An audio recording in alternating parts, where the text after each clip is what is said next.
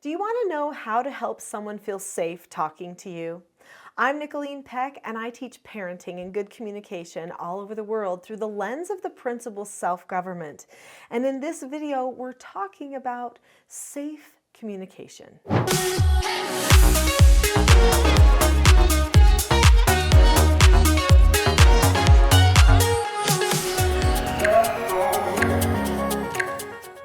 In this video, we're going to talk a little bit about why people might not feel safe talking to you, and then what you can do, a step-by-step process to help someone feel safe talking with you. Feeling unsafe in a relationship or in a circumstance is the #1 reason that friction forms in relationships or wedges form in relationships. It actually is behind a lot of the really bad aggressive behaviors that we often worry so much about. Attitude problems are usually the result of someone not feeling safe in the relationship. Why would a person not feel safe talking with you? Well, it could be that you interrupt them a lot. It could be that you don't truly take the time to understand how they're feeling, where they're coming from. If a person does not feel valued or understood in the relationship, then that person usually does not feel like it is safe to open up. They're not sure that you are having a good motive or not. In fact, many people assume that if they do open up to a person that doesn't feel completely safe to them, that they will end up getting manipulated or exploited. Oftentimes, people who are very strategic end up manipulating others when they communicate. This is another thing that can lead to a feeling of unsafe communication. So in order to maintain a feeling of being safe in communication, you've got to make sure that you care about the other person, that you can listen to the other person, that you have your own calmness in place, and that you are taking good steps, predictable steps, so that they know they can trust this communication moment with you.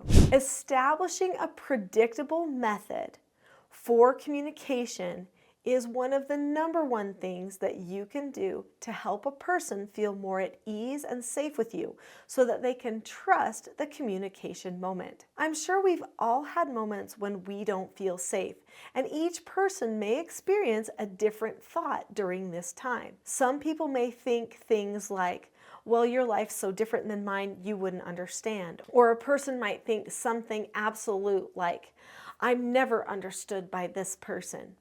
What are the types of thoughts that go through your head when you are feeling unsafe or misunderstood? Leave them in the comments below. I think we all can learn a little bit more about ourselves by hearing how other people think when they don't feel safe. When someone doesn't feel safe in the relationship, they usually pick one of two things.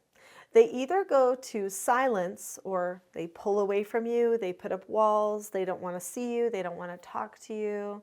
They remove themselves from the situation. Or #2, violence.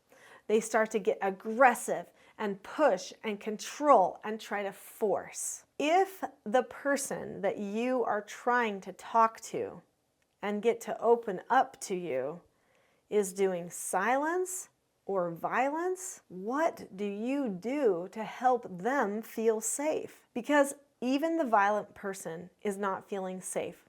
That's why they're trying to control you. So what can you do? Step #1 is make sure that you are evaluating yourself. You need to take a look at you and say, where is my condition of heart? Do I feel honest, humble, teachable right now? Or am I assuming, blaming, accusing? What is in my heart right now? Because if that person is doing silence or violence and you come in accusing them of something, do you really think that's going to help your conversation? No way. It's going to lead it straight into a deeper power struggle. And that is not what you want to have happen. So you need to be evaluating yourself and determining what you are truly feeling about this circumstance. If you happen to find that you are holding on to a bad feeling, or that you are assuming things about another person without having full information, then you need to repent. Also, if you have done or said something that led this person to withdraw from you, repent. Make it right. I love the word repent because it's such a hopeful word. It reminds me that all is not lost. I can always fix the problem that I find myself in. So go to the person and say, we really need to talk about a circumstance, but last time we tried to talk about it, I completely messed it up. I did this, and I shouldn't have. I didn't listen to you. I didn't really focus on where you were coming from. Can you give me another chance? I would like to fix that this time. Sometimes we just have to tell them where we went wrong, and then they'll open up and think that we are a safe person to talk to. Maybe last time they didn't think so, but they can recognize the change in the heart, and they may try us now that they think that we're different. It's super important that you let go of any excuses that you might be holding on to too. Sometimes we continue to act just a little bit poorly because we think that we have a reason or an excuse. Well, that person is unkind to me, so I have to have my defenses up a little bit or something like that. Let go of all excuses. That's going to be part of that proper heart change. Second, don't start talking about the issue that you hope to discuss until you know that the other person feels at ease. You should be able to feel that. You might even need to say, I want you to feel completely safe in this relationship.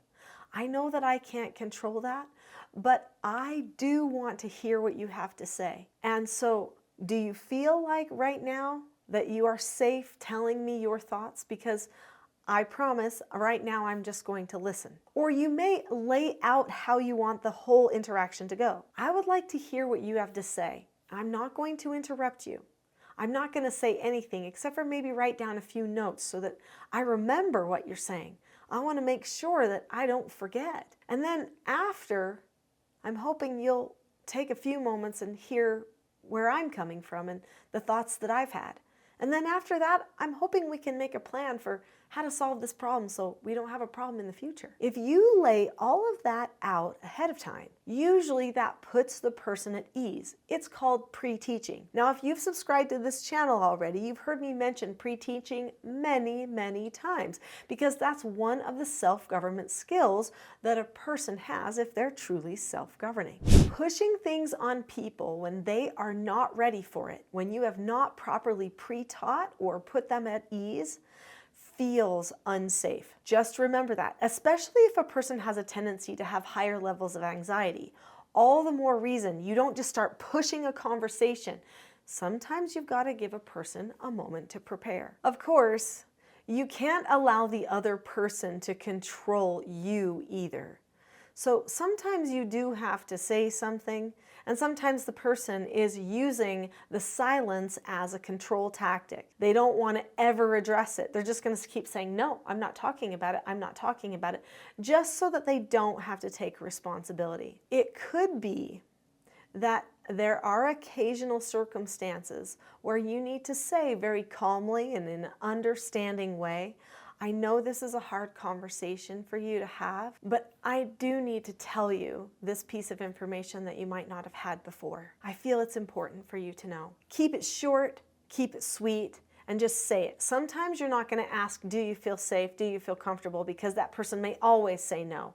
In that case, just say, I know this is hard. I know this, you don't want to be taking this time right now. I am aware of that. I'm going to probably say, 3 or 4 sentences, and that's all. So then just pre-teach what you are going to do and follow through with that. Apologies are super helpful at helping a person feel safe. Another thing that can help a person feel safe when talking to you is explaining that you know how they're feeling. Now, obviously, you never fully know how another person is feeling, but sometimes we can make a few assumptions of how a person might be feeling. In fact, we should be asking ourselves questions like, what would a person need to be feeling or thinking in this circumstance to have that type of a reaction that they had before? And you might want to really dig a little deeper in yourself to understand or to maybe put yourself in their shoes.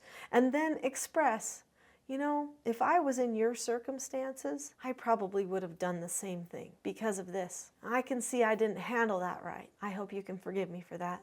Can we try talking about this again in a more productive way? So if you're humble, honest about yourself and the circumstance, and you're trying to put the person at ease by declaring the truth as often as possible, usually things are going to go pretty well. I believe in asking myself these questions regularly. First question, what is seen? This person is rolling their eyes, they're not making eye contact, their voice is shaky. That's what is seen.